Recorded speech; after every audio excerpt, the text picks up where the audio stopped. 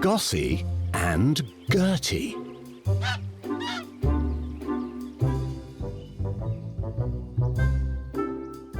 This is Gossie.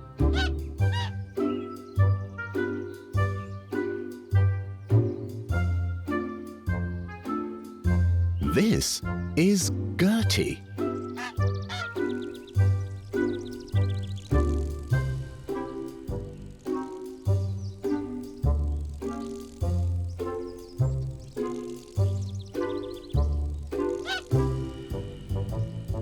Gossie wears bright red boots. Gertie wears bright blue boots.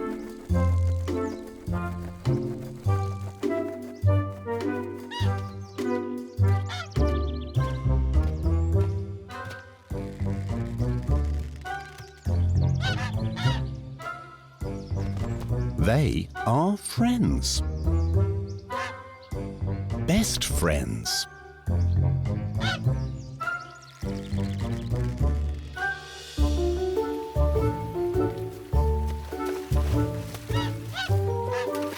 They splash in the rain.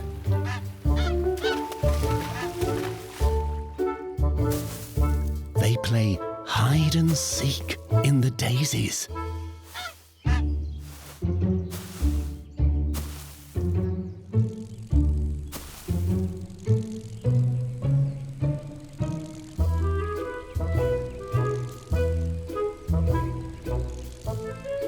They dive in the pond.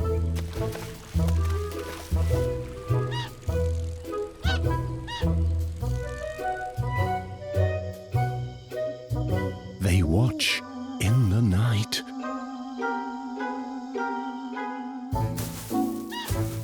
They play in the haystacks.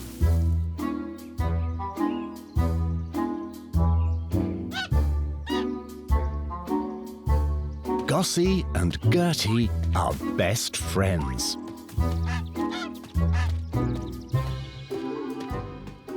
Everywhere Gossie goes,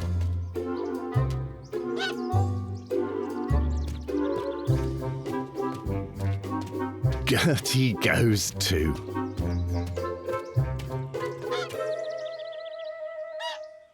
"Follow me," cried Gossie.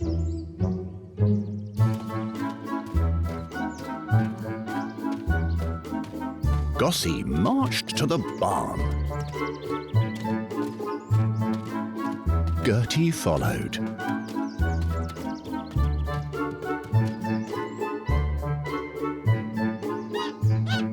"Follow me," cried Gossie. Gossie sneaked to the sheep. Gertie followed.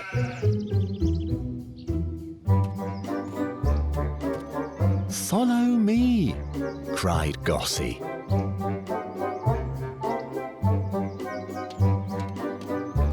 Gossie jumped into a mud puddle. Gertie did not follow.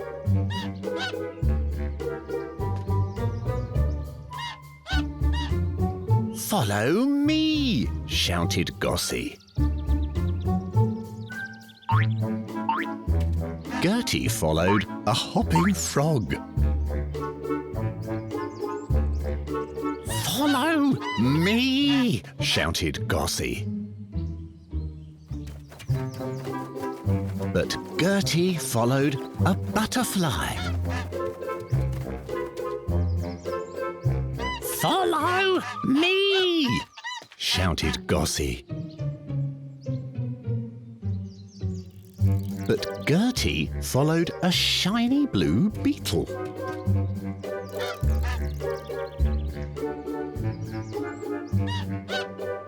"Follow me," shouted Gossie,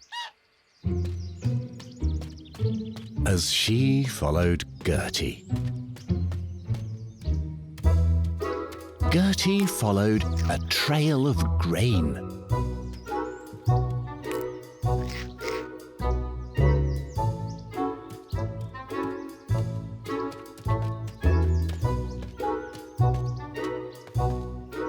Follow me, said Gertie.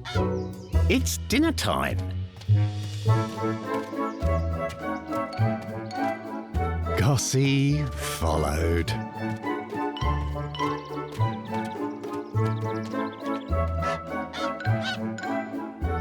Gossie and Gertie are friends. Best friends.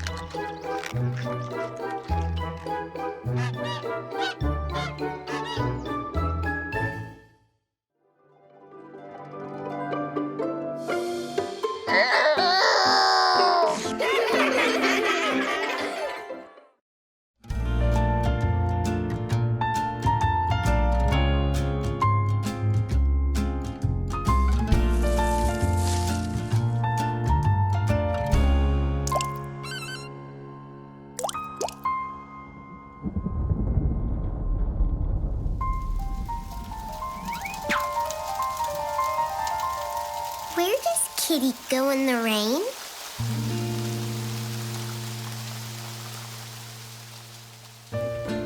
Mommy! Mommy! Where's my pet? Kitty's outside getting wet.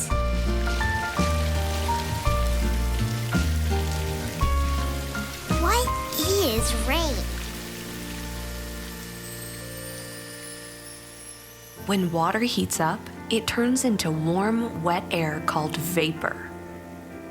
Vapor rises into the sky where it becomes cold and turns into a cloud.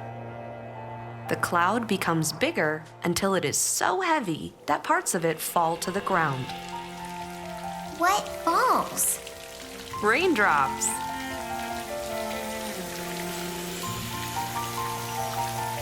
Kitty will find a place that's dry. Let's look for Kitty. Want to try? Do cats like rain? No. Water makes a cat's fur feel very heavy. Cats' ears cannot keep water out, and they don't like the way it smells.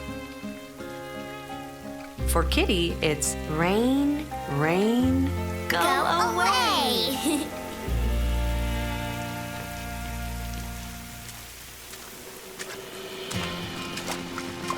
Raindrops are falling on Mama Duck. She likes the wet and mushy muck. Do ducks like rain?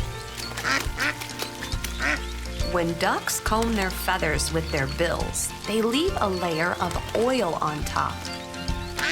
The oil makes water slide off. It keeps the feathers that are closest to the duck's body dry and warm. In a lake or in the rain, ducks are waterproof.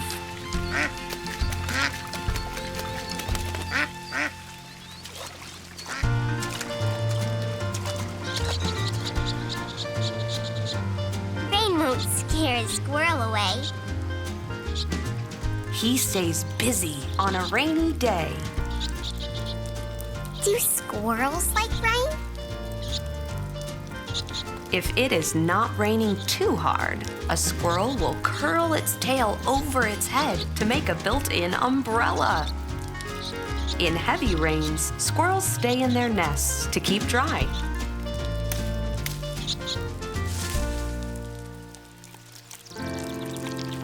Brown beetle's shell is shiny and hard. He doesn't mind a rainy yard. Do beetles like rain? A beetle has a hard, shell-like covering that prevents it from getting soaked.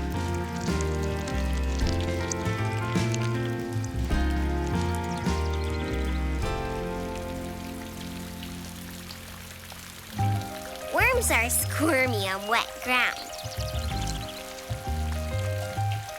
They squirm and wiggle all around. Do worms like rain? Yes. Earthworms mostly live and travel underground because they need moisture all the time. After it rains, you will see worms because it is wet enough for them. They can wriggle along much faster above ground.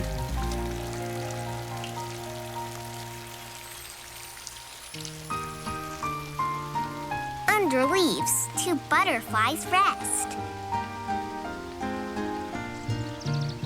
Keeping wings dry is what's best. Do butterflies like rain? Rain makes butterflies too cold to fly. They hide out in protected spots called roosts until the storm passes. When the sun comes out, so do the butterflies.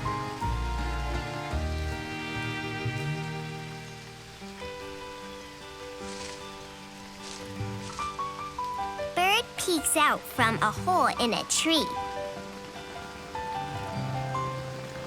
He says, "Look, no rain on me." Do birds like rain? Some do, some don't. Most small birds tuck themselves away in nests or the inner branches of a tree or bush, or under anything that will keep the rain off. After a rainstorm passes, you can go outside and listen for all the birdie chirps.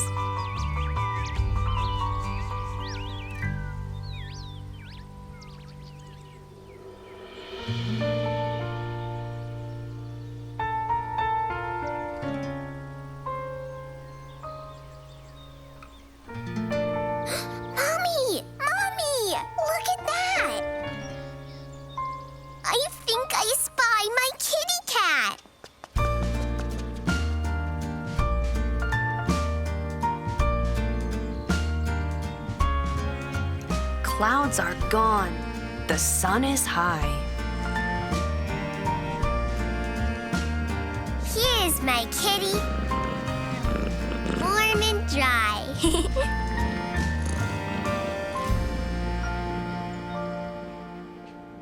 Where did Kitty go?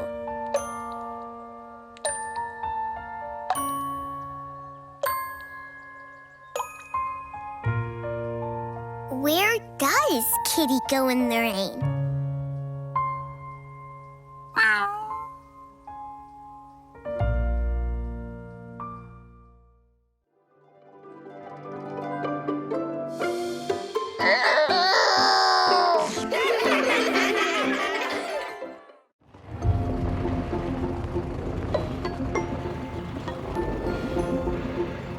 The Digger and the Flower by Joseph Kiefler.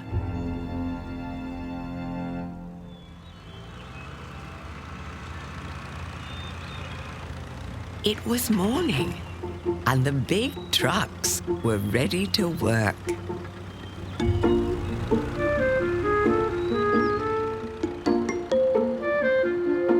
"Let's hoist," said Crane.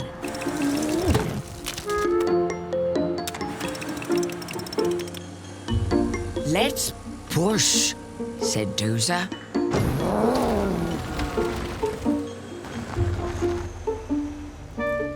"Let's dig," said Digger.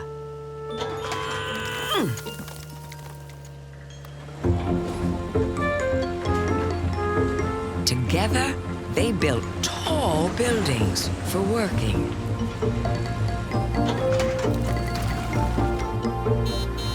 They built roads for driving and bridges for crossing.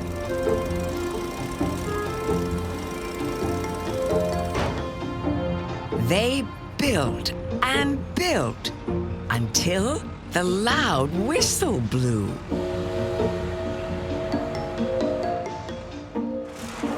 "I'm beat," said Crane. "Me too," said Dozer. The other big trucks took a break, but Digger did not. He had found something in the rubble. "Hello there," he said.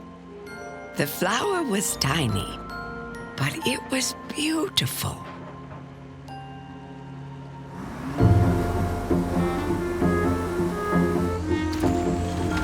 Every day, while the other big trucks built, Digger visited the flower.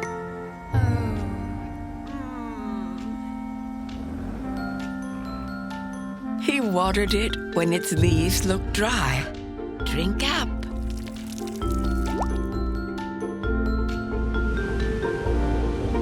He shielded it on windy days.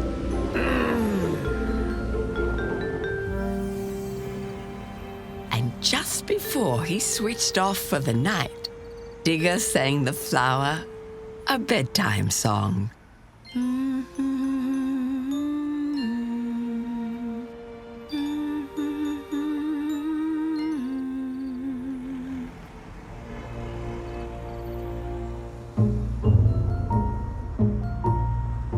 The flower grew, but the city grew too.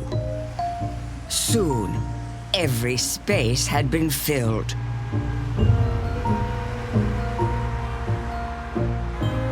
Every space but one.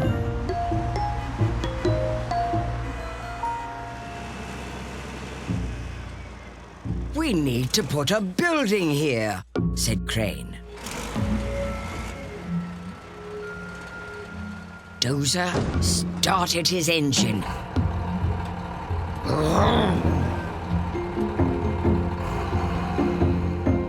Before Digger could stop him, Dozer blew a big puff of smoke.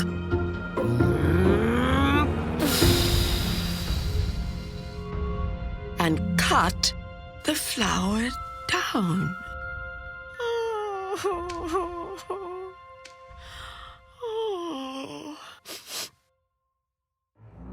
Then the other big trucks went back to work.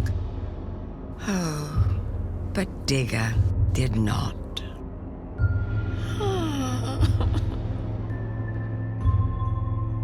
When the smoke cleared, Digger saw something in the rubble. Little seeds, he said.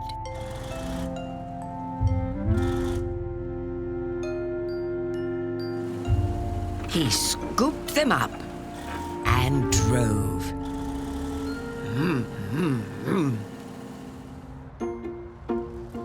He drove past the tall buildings, past the farthest house on the farthest street.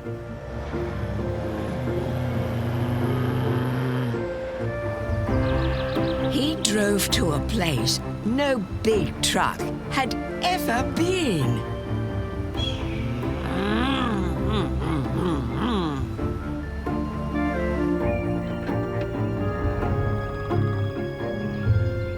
There, Digger stopped. He dug and scooped.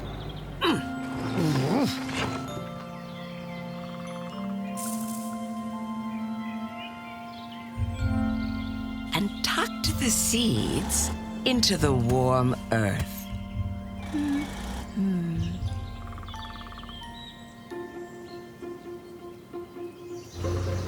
Every day, Digger cared for the seeds.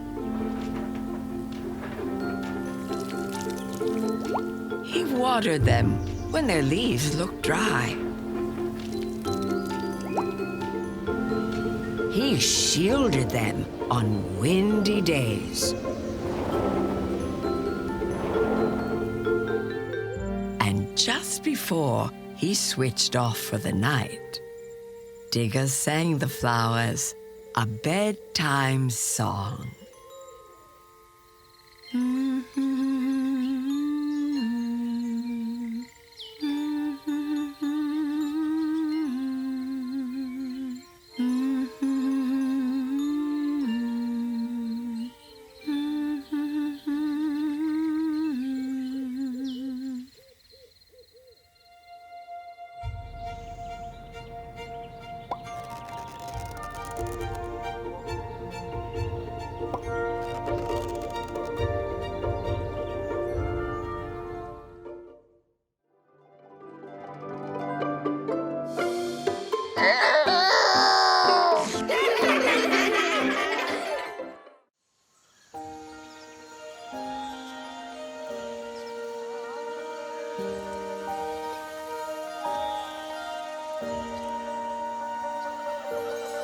The Boy Who Grew a Forest.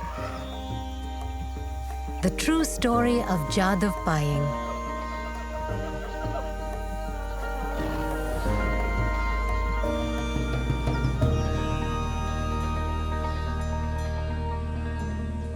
The best time to plant a tree was 20 years ago. The second best time to plant a tree is now. Proverb.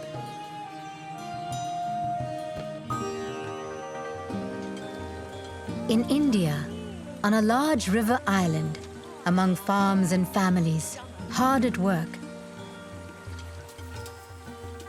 there lived a boy who loved trees.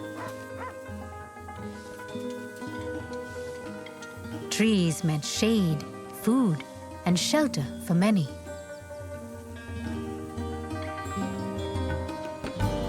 But each rainy season, floodwaters swallowed more and more of the beautiful tree-covered land. The boy's precious island was shrinking, eroding away with the rushing river, leaving empty sandbars behind.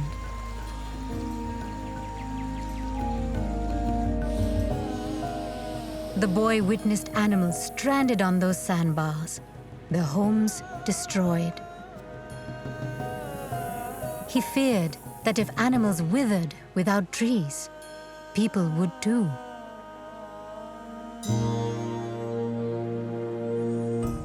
The boy shared his fears with the village. The elders explained that the only way to help animals was to create new homes for them.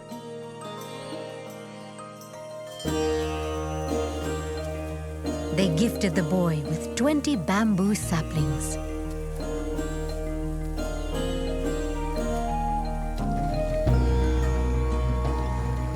Alone, he canoed down the muddy river. He wished he could cover all the land with trees.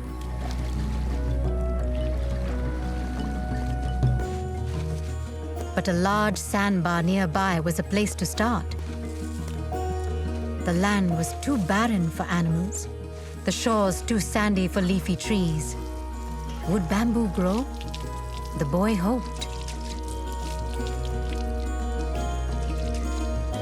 Determined, he began to plant. 1 shaft, 2, then 3. Every day, he watered the saplings by hand, sweat trickling down his face and chest. He built a watering system to help and lugged heavy buckets from the river. His arms grew tired, his back sore. Still, each day he tended to the plants. And, over time, the bamboo patch grew into a healthy thicket.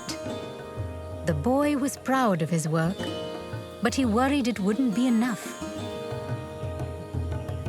to stop the swelling river or to provide shelter for animals. If he wanted more plants to grow, he would have to create a richer soil.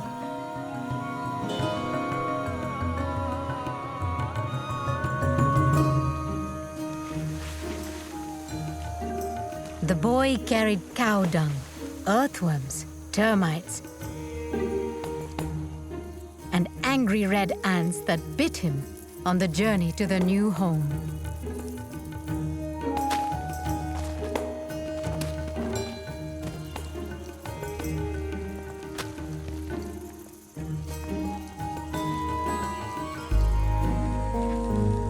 He brought seeds from neighboring villages, over trails, through brush, down the river. Each day he planted.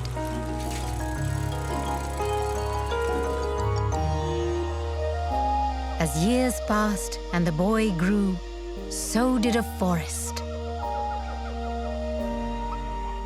10 acres, 20 acres, then 40.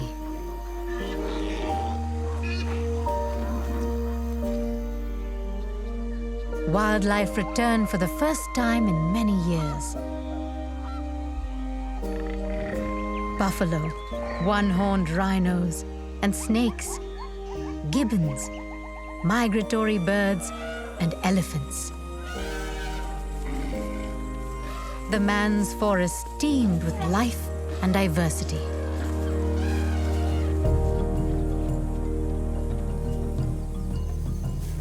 Not everyone was happy. Fear swept over the villages when tigers arrived. So the man planted more grasses to attract small animals that would keep the tigers happy in the forest. Elephants wandered into neighboring farms to feast on the crops. So the man planted more fruiting trees to help feed the hungry elephants.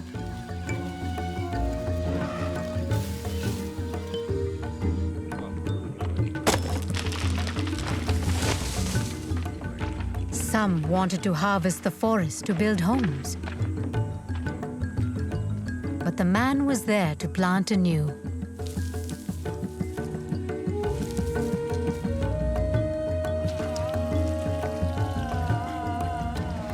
Others tried to hunt the animals for their horns and fur. But the man was there to protect.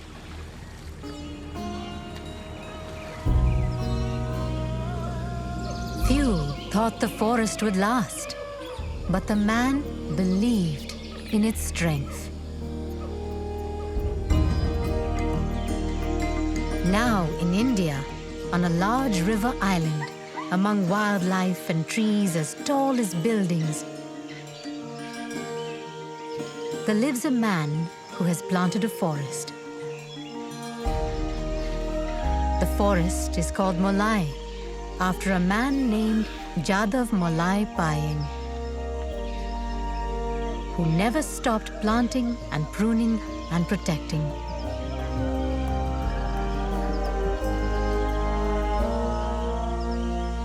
Only by growing plants, the earth will survive. Jadav Payeng.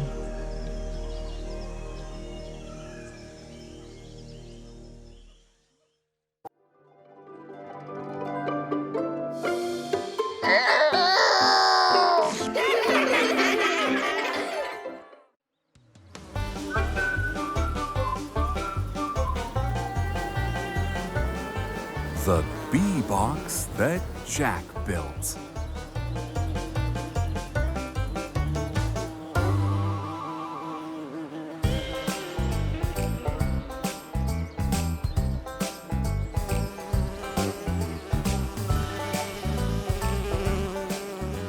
This is the bee box, made of painted wood that stands in the shade of the yard.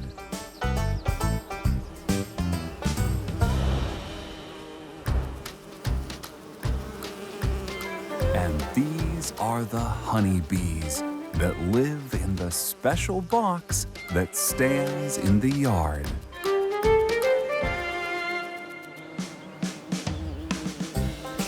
These are the flowers that feed the honeybees that fly in and out of the hive in a box.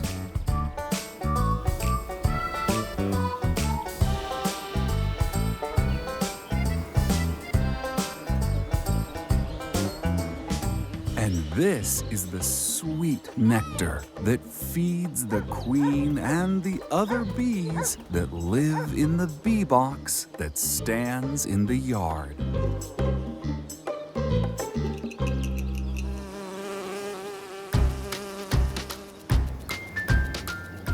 This is the golden honey made by the thousands of busy bees that work inside the dark shelter that stands in the yard.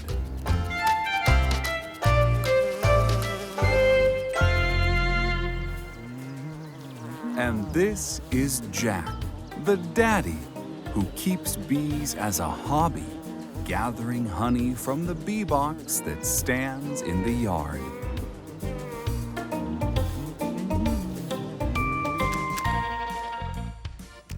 This is the honey pot, filled with fresh honey, produced by the worker bees that live in the hive that stands in the yard.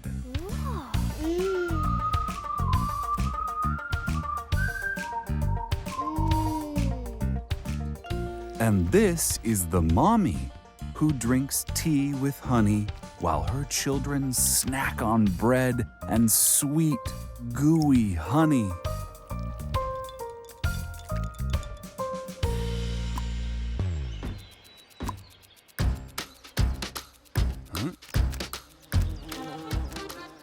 This is the honeycomb, made by the worker bees, that is collected from the hive that stands in the yard.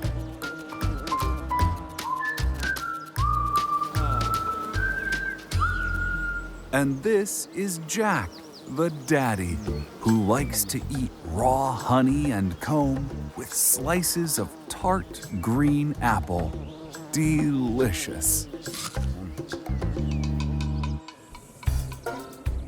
This is the beeswax, made into candles that are scented with honey that is collected from the hive that stands in the yard.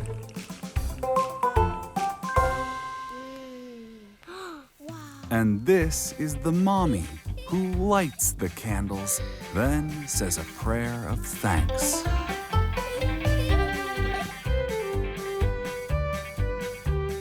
This is the cough syrup, made with golden honey, that comes from the hive in a box that stands in the yard.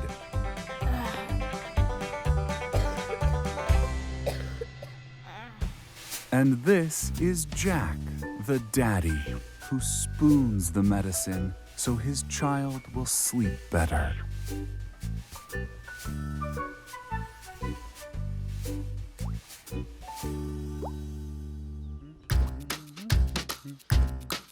This is the yogurt, mixed with honey, that comes from the bee box that stands in the yard.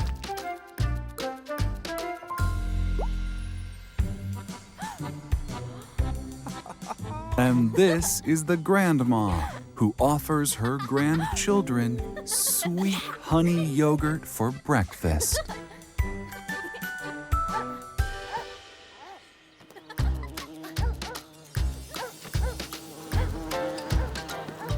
Here is the whole family, thankful to the bees for the candles,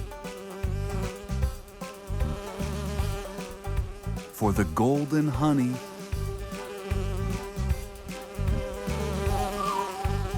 for the cough syrup,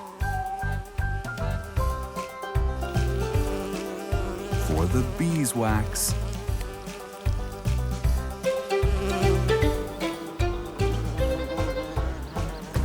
and for pollinating the flowers.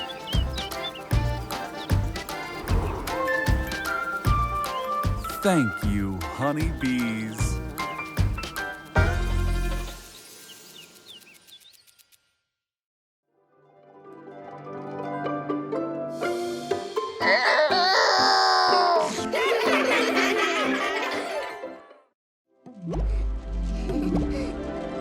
Earth, yay!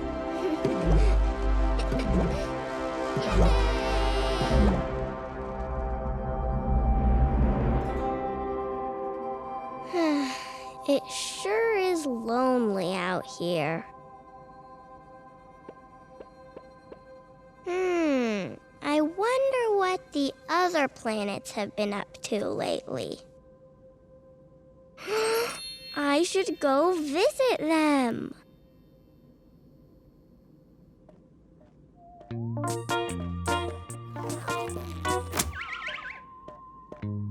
Hi, Mercury. Oh, hey, Earth. Long time no see. I was about to go on a run.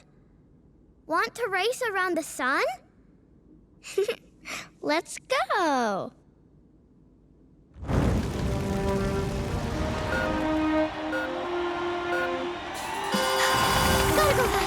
Gotta go faster. I got this. Oh, man. Nervous.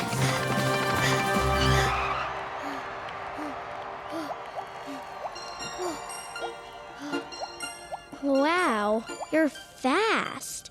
You ran 4 laps in the time I did 1. Thanks. I'm little, but I'm the speediest planet in the whole solar system. Mercury zooms around the sun every 88 days. Hi, Earth. Do you mind if I borrow your moon to shoot hoops? I don't have one. No problem, Venus. I'll come play with you.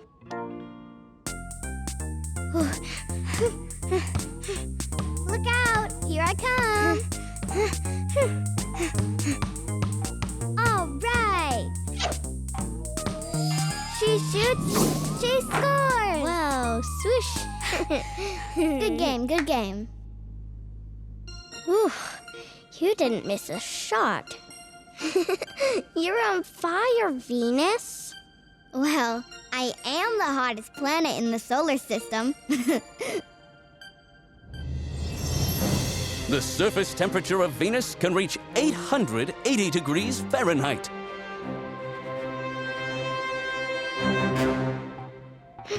Oh, how's it going, Mars? Dude! Come surf the asteroid belt with me.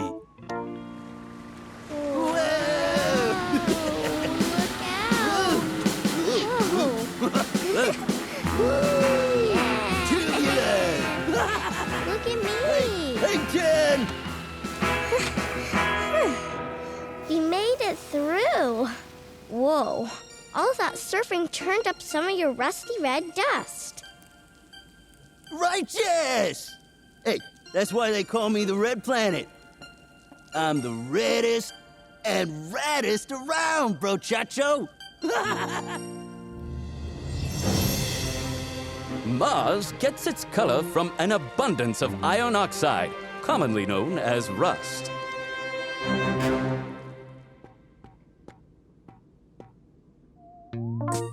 Jupiter!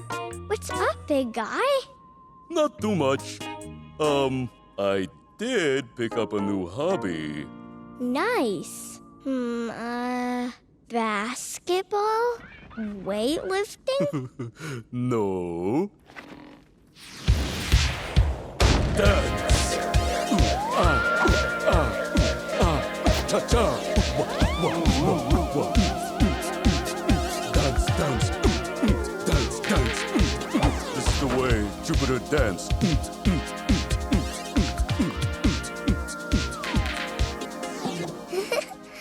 That was beautiful! I didn't know the biggest planet in the solar system was so graceful. Thanks. I may be large, but I'm light on my feet.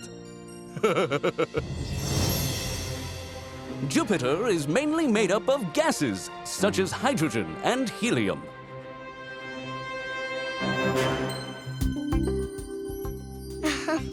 Hi, Saturn.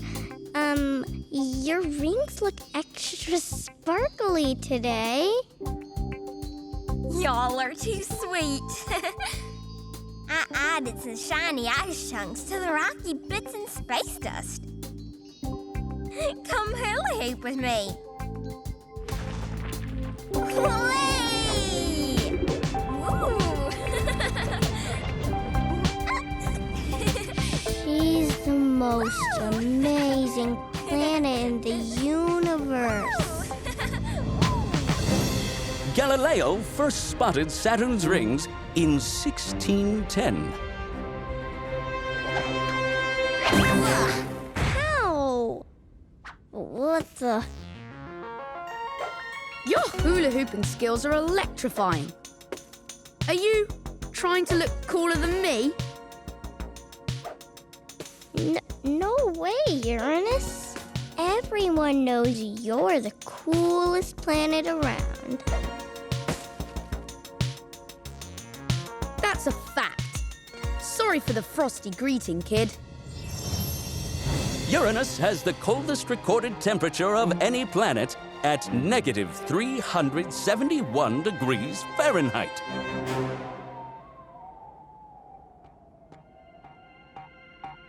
What are you doing way out here, Neptune? I like how quiet and beautiful it is. Ooh, look how those comets light up the sky. Beyond Neptune, the Kuiper Belt is a source of comets.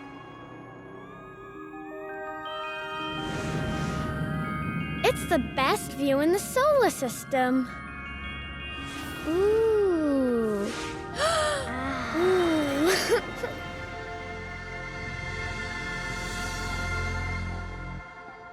Wow. The other planets are so special. I'm not the fastest, the biggest, or the coolest. I must be the most boring planet in the solar system.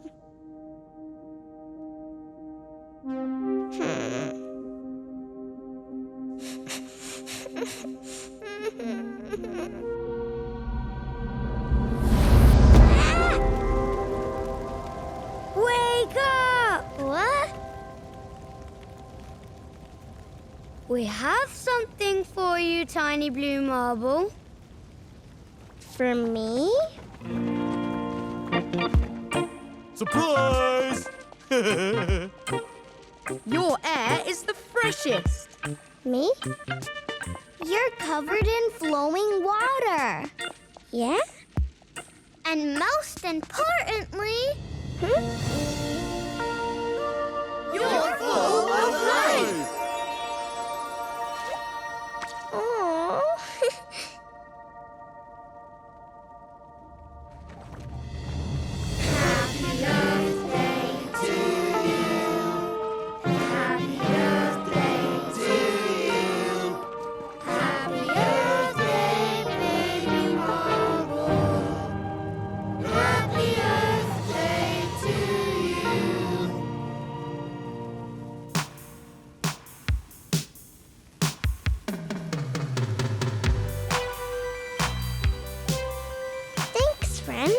You made me the happiest planet in the whole solar system.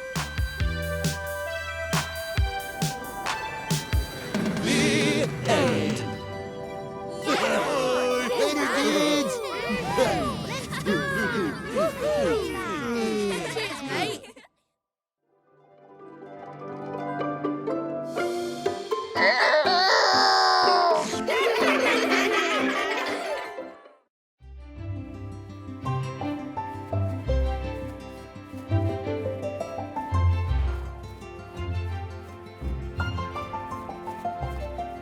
Mae the Maefly.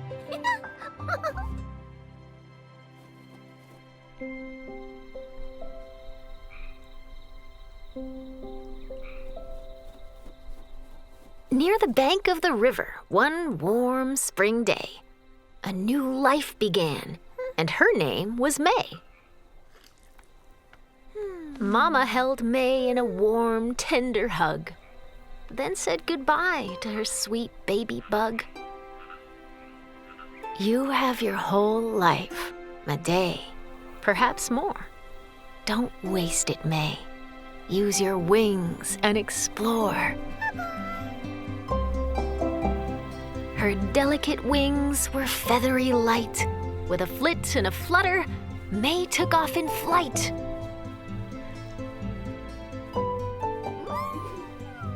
There was so much to see and so much to know, but a dangerous thing was lurking below.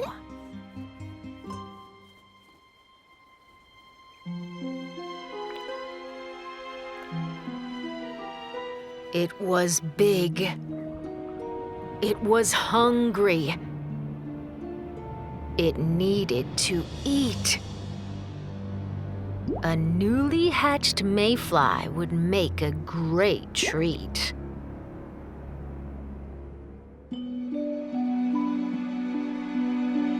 Disguising its dark and deceitful sneer, it pleasantly said, "Come closer, my dear. I have something here that you really must see, but you're too far away.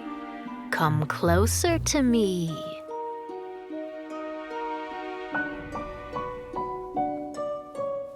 A voice inside her warned, "Mae, don't go." But Mae didn't listen and swooped down too low. It sprang from the water, and that's when Mae saw 2 rows of sharp teeth and a menacing jaw. It snapped its mouth tight to gobble up Mae. But she ducked and she darted and somehow got away.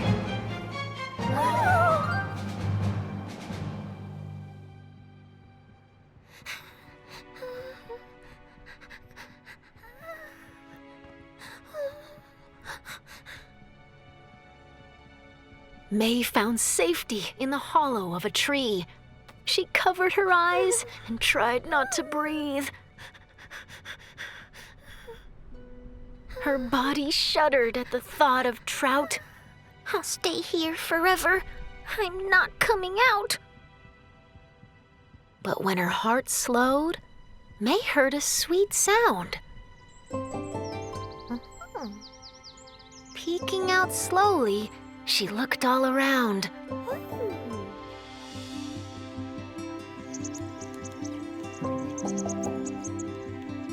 A robin nearby gave a cheerful tweet, then flew to her babies with something to eat.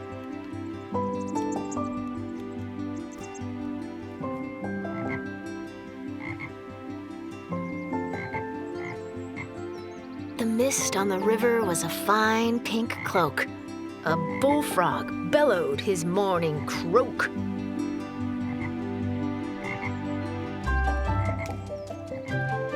Mae noticed the beauty of a web in the sun, the glittering silk the spider had spun.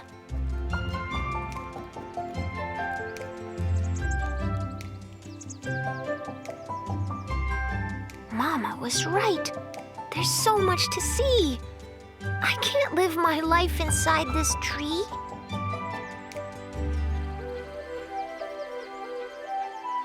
So Mae launched herself from the dark, hollow place. A greeting from the sun put a smile on her face.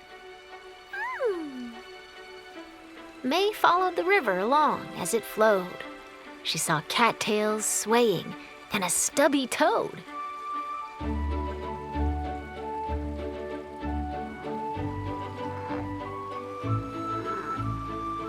And bounding along without a care, 2 cubs following Mama Bear.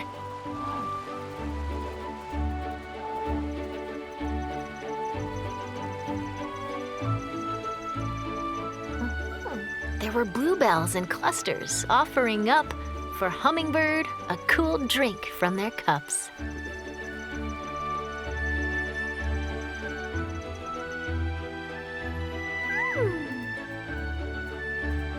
A newborn fawn on wobbly knees, and then in a clearing, Mae could see.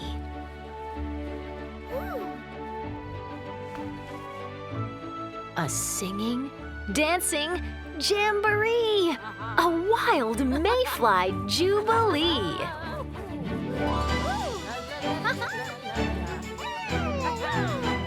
Joining in, Mae danced with glee.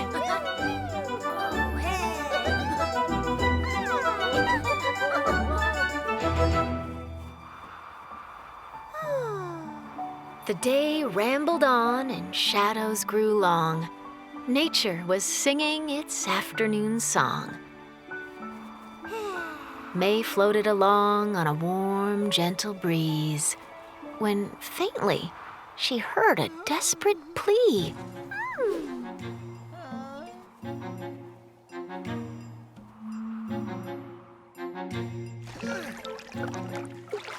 With shaky wings, she followed the sound. But Mae stopped cold at what she found.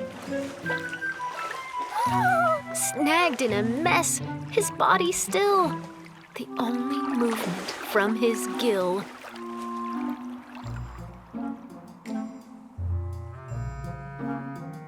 Mae inched closer, slow, unsure. Afraid again, he'd lunge at her. But Trout was weak, no flip or flail. Tangled line had caught his tail. Mae's eyes lingered on Trout's jaw. But this time, there was more she saw.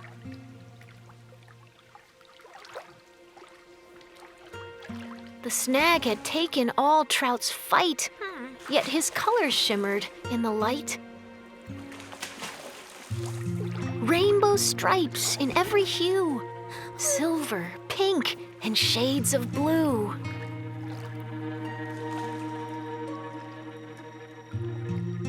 Mae saw a scar where once he'd fought to keep himself from being caught. And when her gaze met Trout's scared eyes, we're not so different, Mae then realized.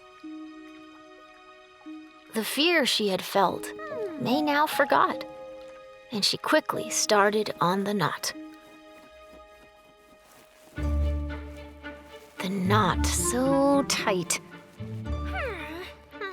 Her progress slow.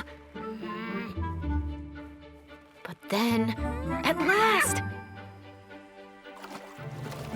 the line let go.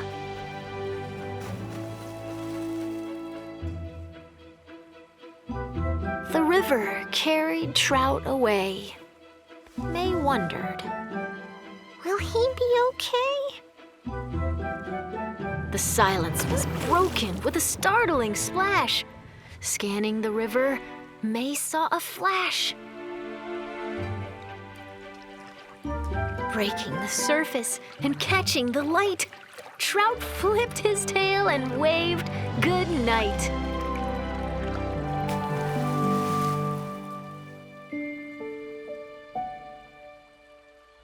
And then an echo on the wind that blew, 2 simple, precious words. Thank you. Her spirits matching the river's glow, Mae settled in for the nighttime show.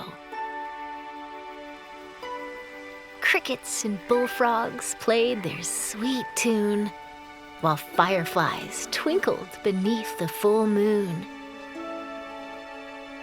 The stars came out early for sweet little Mae. She counted each one, then called it a day.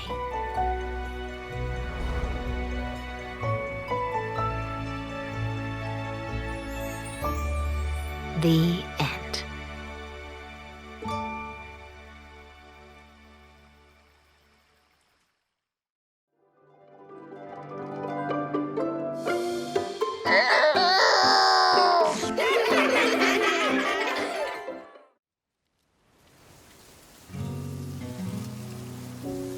Be thankful for trees. How trees sustain our planet.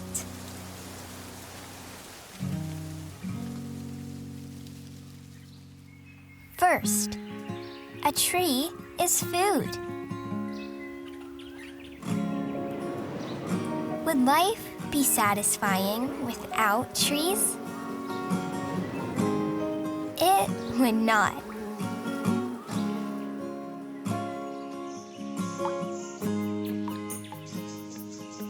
Sweet sap to gather. Pecans to pick. Nuts, berries, bark, to crunch, munch, and lick.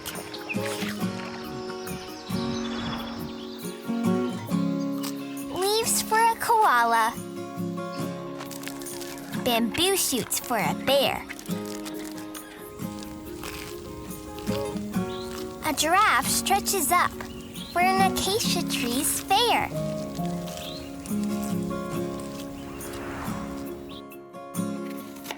Apples and syrup for you. Cherries and chocolate for me. People and animals are fed tree by tree.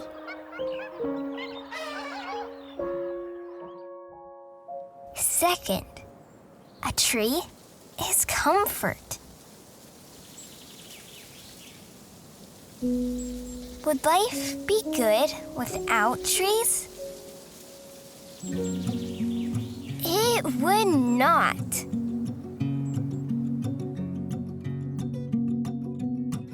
What gives you a seat? A floor for your feet. A place you can sit with your family to eat.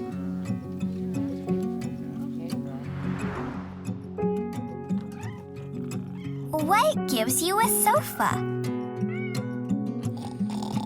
Shh! Some comfy chairs. A way to the attic with pull-down stairs.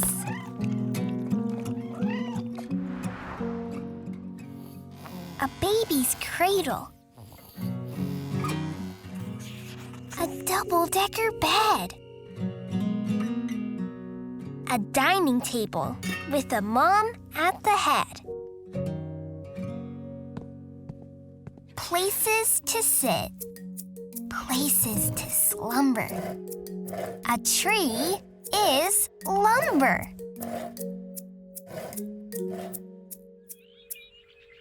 Third, a tree is music. Would life be melodious without trees? It would not.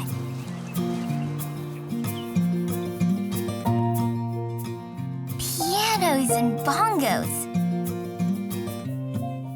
A violin and bow. The moan of a cello, lonesome and low.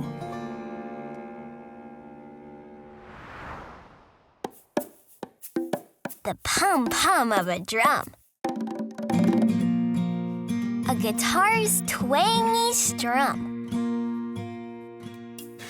Tree wood makes music zing, ping, and hum. Fourth, a tree is art. Would life be beautiful without trees? It would not.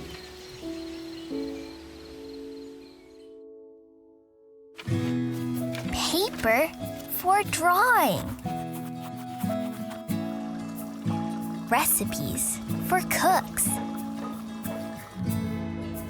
Signs, magazines, glorious books.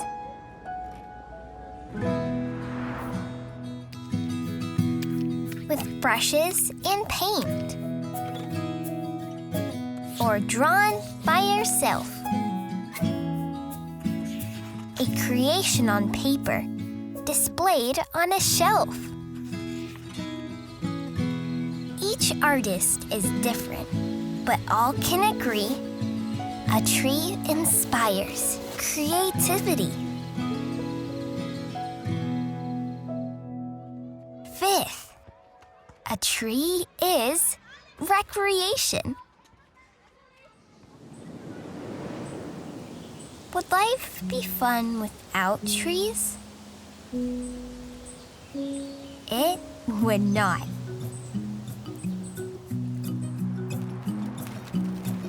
Paper kites swirling.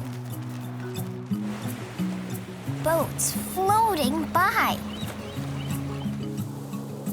Tall trees reaching up help us see sky.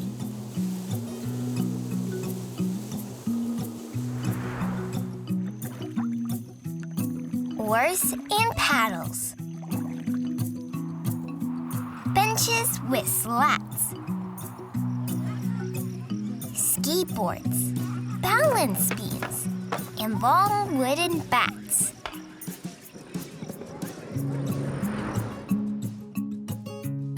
Tree wood shapes toys for girls and for boys.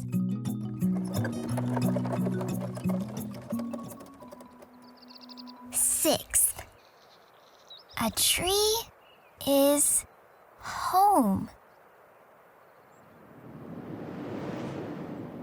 Would life be comfy without trees? It would not.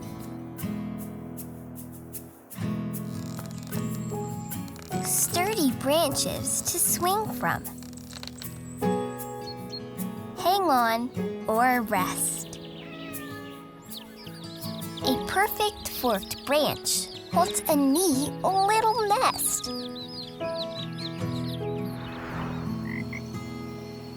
Habitat for a frog. A burrow in roots.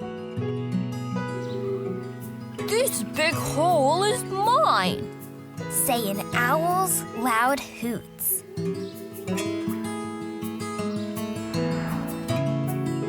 Protection and shelter. Under a wide, leafy dome. A place to sleep.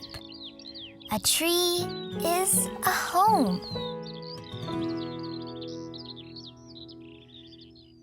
Seventh, a tree is life. Would life be possible without trees? It would not.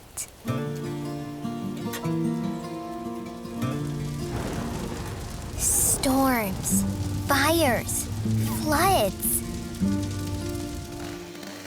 all kinds of construction. Trees need protection from man-made destruction. No place for a bird, no shade, and no green.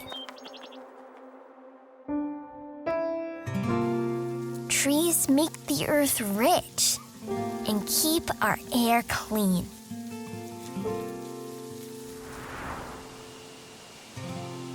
Explore a cool forest with its pine-scented breeze. Just remember, forever, be thankful for trees.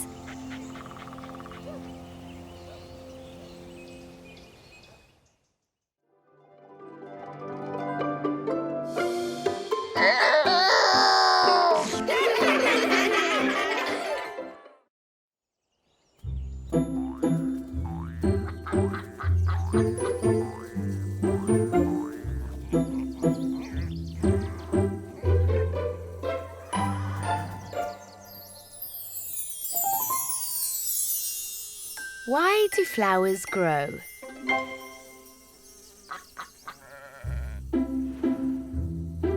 Part 1.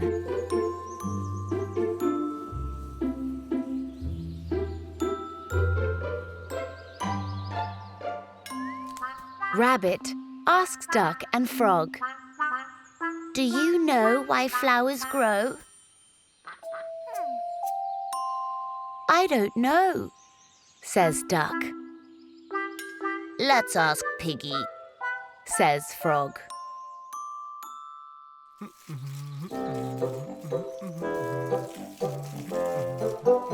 "Piggy, why do flowers grow?" asks Frog.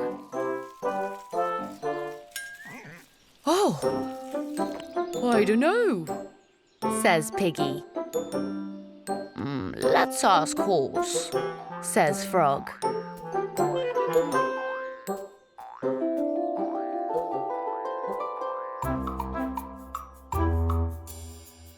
"Horse, why do flowers grow?" asks Frog.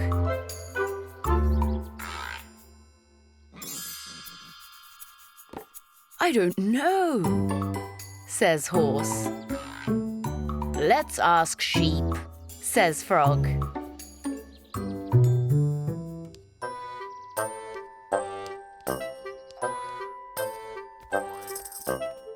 Frog, Horse, Rabbit, Duck, and Piggy ask Sheep why flowers grow. Why do flowers grow? But Sheep does not know either. Sheep says, Mole will know.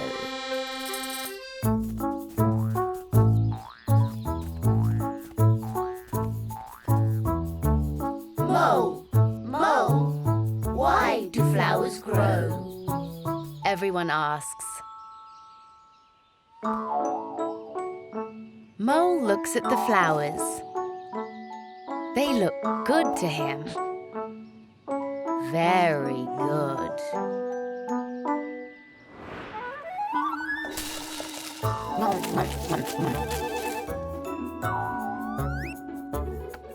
Chomp, chomp. Mole says, Flowers grow for me to eat. Part 2.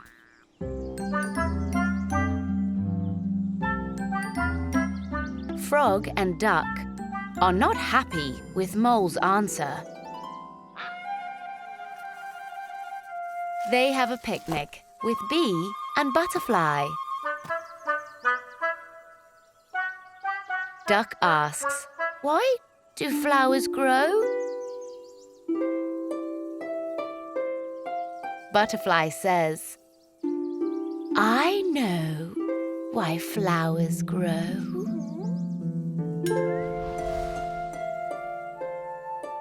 They grow so I can have sweet nectar to drink. Bee has a different idea. I know why flowers grow.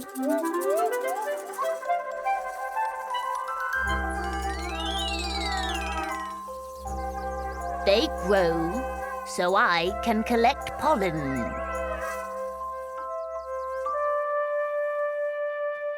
A girl comes to the picnic. Frog and Duck ask her, why do flowers grow?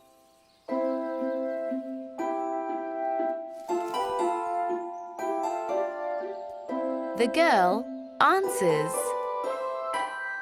flowers grow to make picnics beautiful.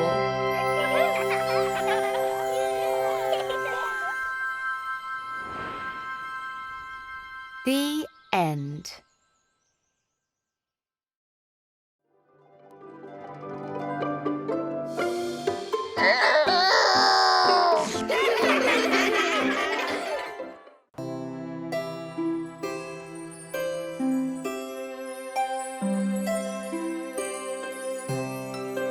Plant a Kiss, written by Amy Krauss Rosenthal, illustrated by Peter H. Reynolds.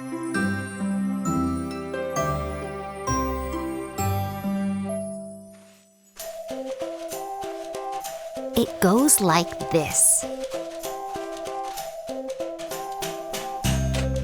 Little Miss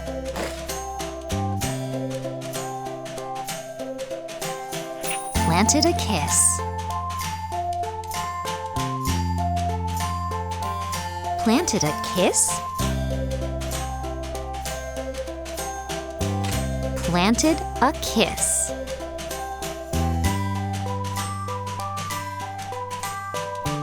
Sunshine.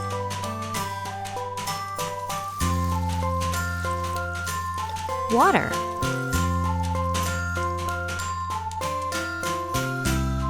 Greet.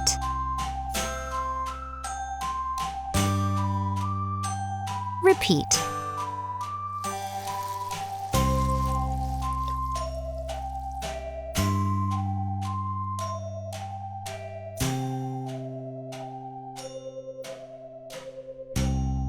Wait and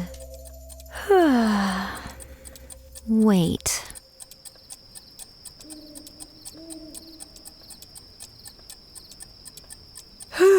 Getting late.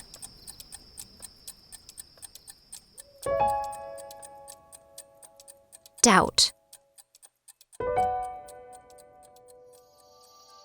Pout. Sprout.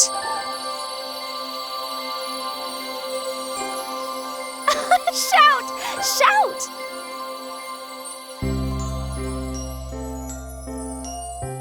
Gather about. Wow. How? What now? Stare and stare. I'll share, she declared. Don't you dare! It's far too rare. It'll go bare.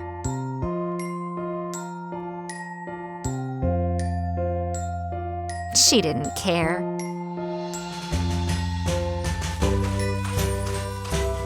From there, everywhere.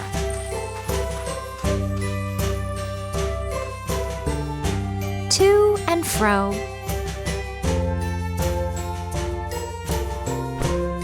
High and low.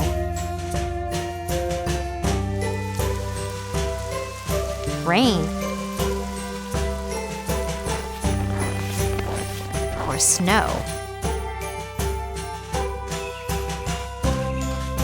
With a bow.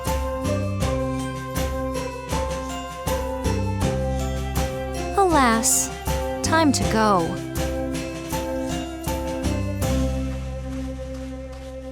So she returned. There she learned. From one little kiss.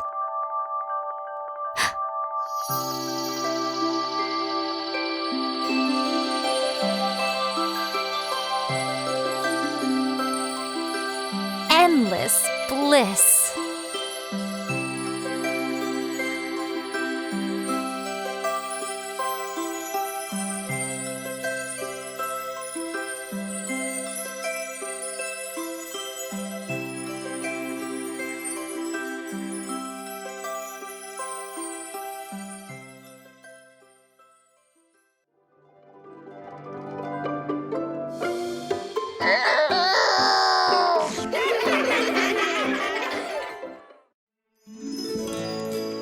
The Easter Unicorn.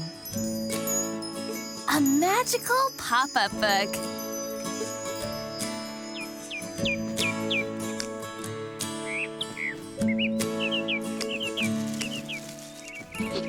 The Easter Bunny is hopping away. He must have forgotten it's Easter Day.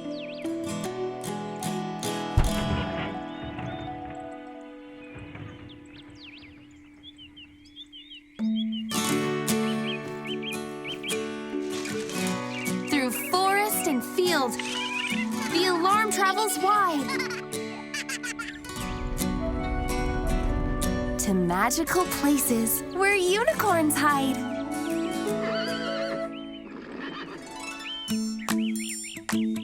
One tosses her mane with a nod of her head. I'll deliver the eggs on this Easter instead. She mixes bright colors and knows what to do. With her horn, she draws stripes and makes polka dots too.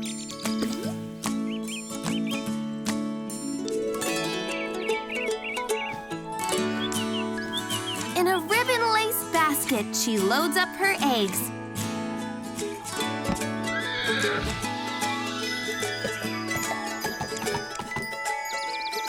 And prances off quickly on high-stepping legs.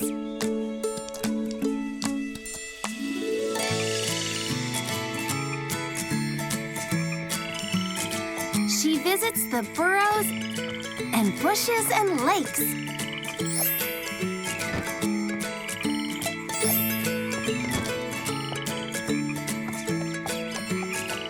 Gently placing an egg at each stop that she makes.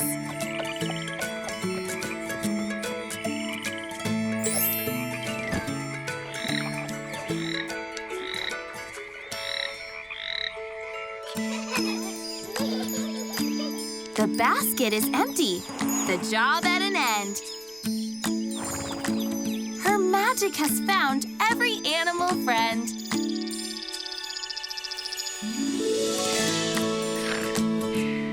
Then a rainbow appears as they open their eyes.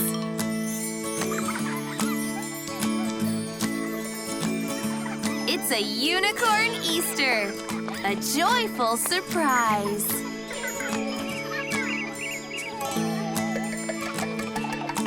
Happy Easter!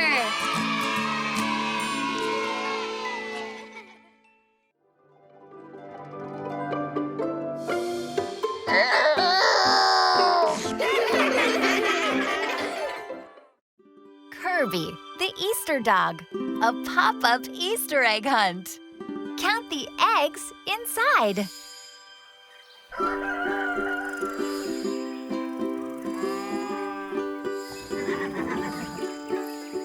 It's Easter on the farm. And once again, eggs have been hidden, and not by a hen. The animals must all get up at dawn to join the search before the eggs are gone.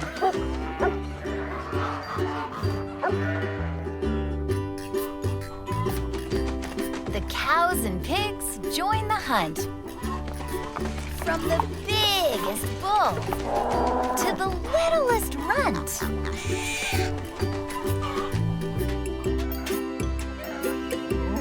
Each with a basket. Looking for clues. So many eggs. Not a second to lose.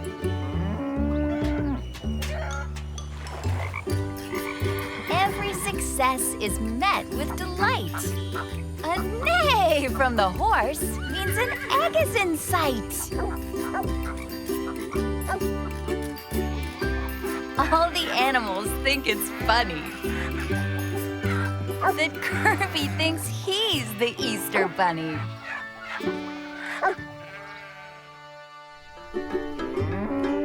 The eggs are all found, but have no fear. Kirby the Easter Dog will be back next year. Happy Easter! Psst, 37 found!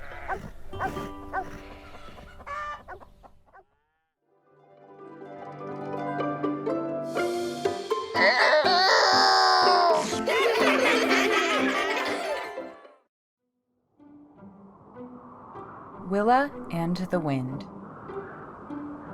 Willa was a whimsical girl, and Willa loved the wind.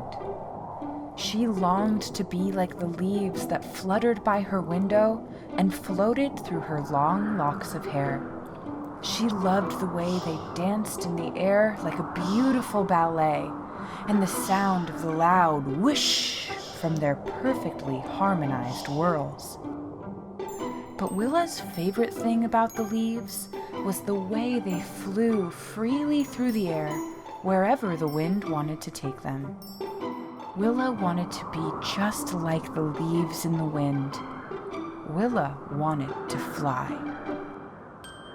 First, she tied her favorite superhero cape around her neck, hiked to the top of a humongous grassy hill, and sprinted as fast as she could down the steep slope.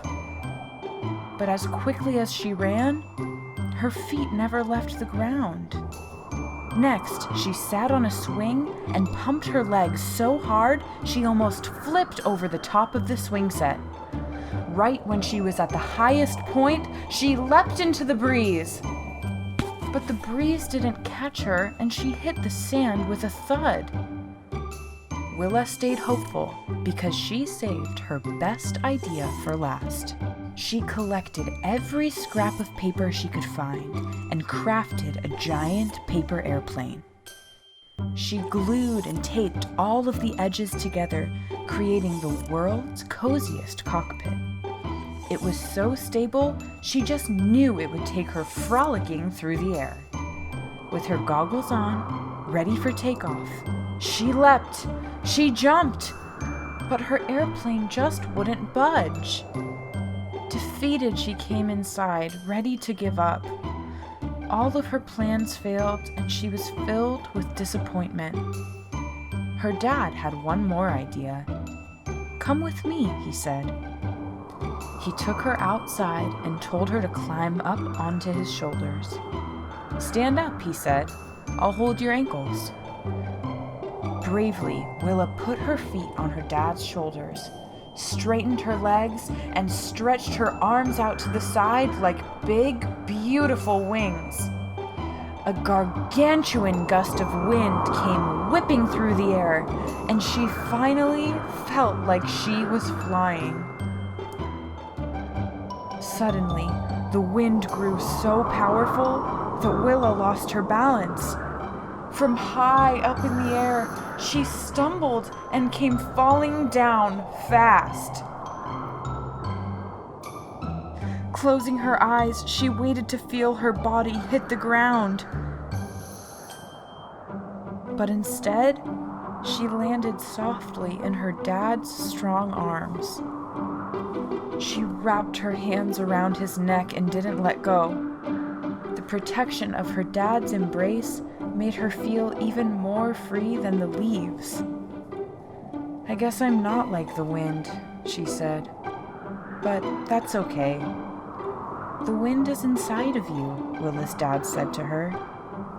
"You are free like the leaves and dance more beautifully than they ever will. The wind in your heart will take you anywhere in the world you want to go. You just need to be brave enough to jump."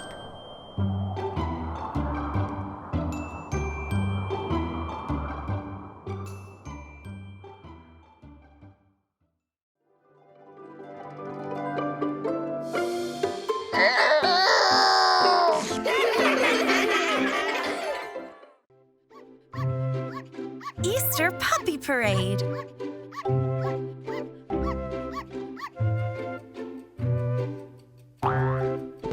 Easter Bunny bustled about his burrow.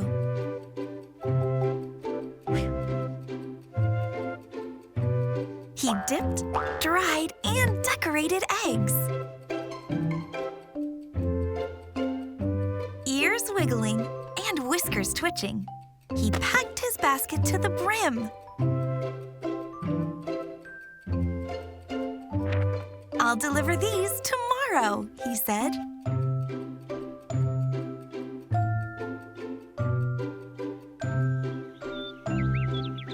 Early on Easter morning, he grabbed the basket and bounded out. Hippity-hoppity, hippity-hoppity. He hurried along, taking extra big hops. Hippity-hoppity, flop! "Oh no," he wailed. "I've lost my eggs!"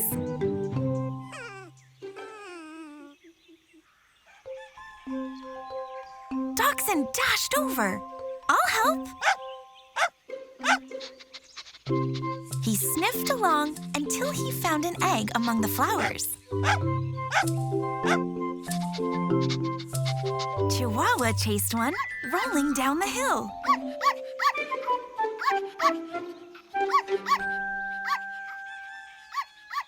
"Yip, yip," she yelped and rolled it back up.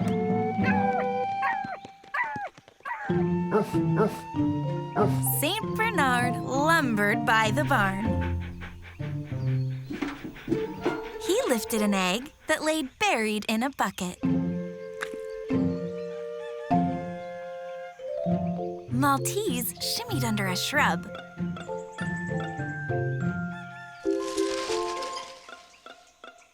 Look what I found! She cradled it gently and joined the others.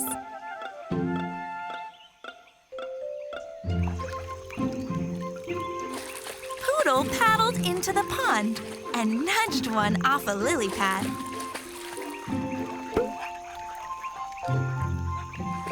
I'll bring this back.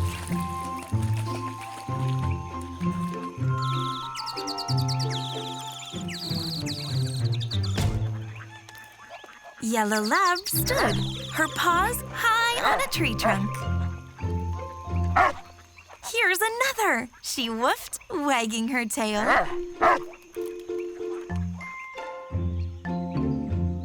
Easter Bunny thanked his friends, but he frowned at his broken basket. How will I carry the eggs? He wondered. We'll carry them for you, the puppies barked.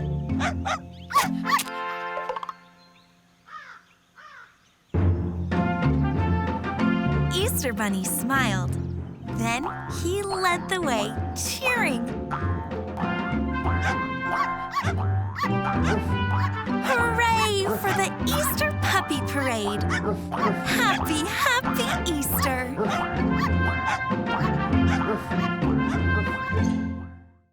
If you don't have Vooks, what are you waiting for? It's a kid-safe, ad-free library full of so many storybooks that are brought to life. Ask your grown-up and start exploring more fun stories like these. You have to go and ask for Vooks. Enjoy the specialties of this app right here.